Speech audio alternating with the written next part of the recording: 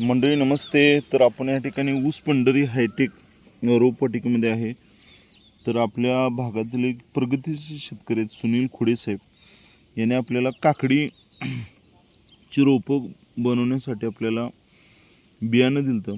तर अतिशय दर्जेदार काकडीची रोपं कशी तयार झाल्यात हे आता लाईव्हच बघूया.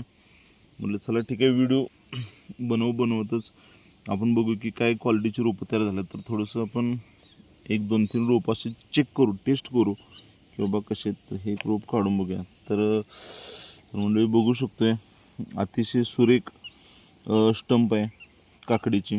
अतिशय निरोगी दर्जेदार रोपं या ठिकाणी तयार झाल्यात.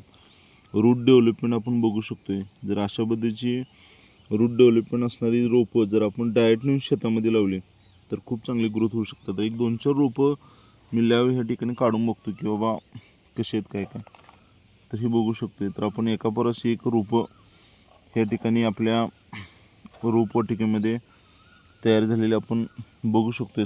सर्व बाजूने स्टंप साईज असेल तर अशी दर्जेदार रोपं आपण आपल्या शेतकरी बांधवांना आपल्या रोपवाटिकेमध्ये तयार करून देतोय.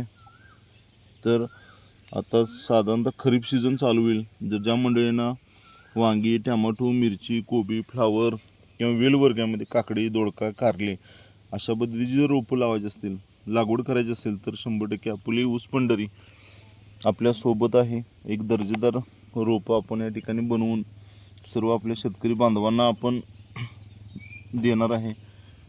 तर धन्यवाद. आपल्या सर्वांचं सहकार्य खूप चांगलं आहे. आपल्या सर्व सहकार्यामुळं अशी दर्जेदार रोपं आपल्या रोपवाटिकेत तयार होत आहेत. तर सगळ्यांना बद्दल खूप खूप धन्यवाद. थँक्यू.